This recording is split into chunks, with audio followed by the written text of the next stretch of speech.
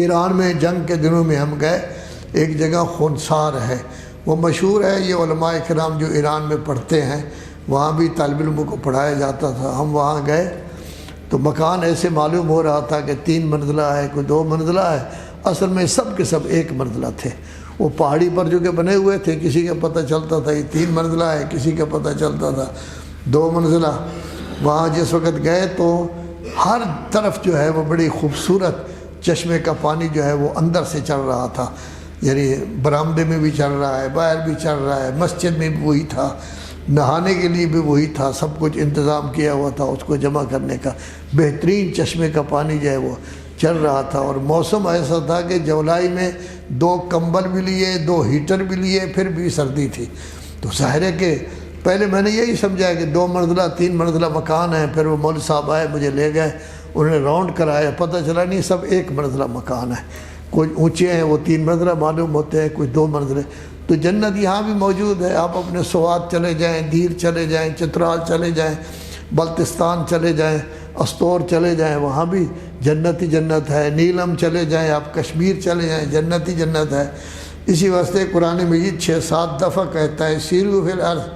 سیرو فی الارض۔ آپ مولوی صاحبان پڑے رہتے ہیں ایک جگہ جو ہے وہ 4 دیواری کے اندر پڑے رہتے ہیں، مولوی صاحبان کو بھی چاہیے کہ ماشاءاللہ خود تو مولوی صاحبان کاریں ہیں، ان کی گاڑیاں ہیں، سیر کرتے رہتے ہیں،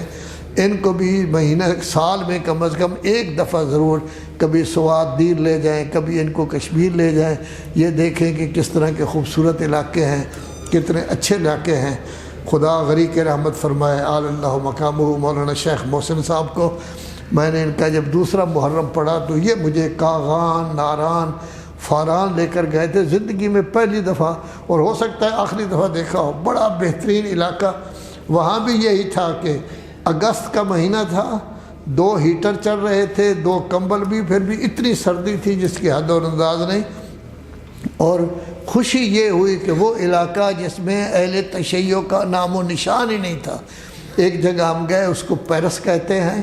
وہاں مسجد بنی ہوئی تھی، مسجد الرسول الاعظم، شیعوں والے نام نہیں تھے، اور امام باڑہ بنا ہوا تھا، اس کا نام تھا دارالحسین، مدرسہ بنا ہوا تھا، اس کا نام تھا درس الزہرا، اس طرح کے مدارس بنے ہوئے تھے، اور وہاں سینکڑوں کی تعداد میں وہ کہہ رہے تھے عید قربان میں تقریباً 300 شیعہ حضرات تھے جو وہاں موجود تھے۔ تو گویا کہ یہ بہترین علاقے ہیں، بڑے خوبصورت علاقے ہیں، کشمیر میں بھی جائیں تو بہترین علاقہ ہے، سیر و سیاحت کیا کریں۔ ویسے تو چھٹی جاتے ہیں، 2 دن کی چھٹی تو مہینہ لگا کے آتے ہیں، تو یہ بھی ایک ہفتہ جو چھٹیاں ہوتی ہیں اس وقت یہ ویسے کوئی چھٹی ہے وہ چلے جائیں، سیر و سیاحت کریں۔ اللہ تبارک و تعالیٰ 7 دفعہ کہتا ہے جاؤ جاؤ زمین میں جا کے دیکھو، اور اگر آپ باہر دنیا میں چلے جائیں وہ علاقے آپ سے خوبصورت نہیں ہیں، لیکن یہ ہے کہ وہاں نظم و ضبط، امن و امان۔ جرمنی میں جائیں تو درخت ایسے لگتا ہے کہ تراش خراش کے ان کو ایک جیسا کیا گیا ہے، اب پتلی خود ہو جاتے ہیں، یہ ایک جیسا ہوتے ہیں۔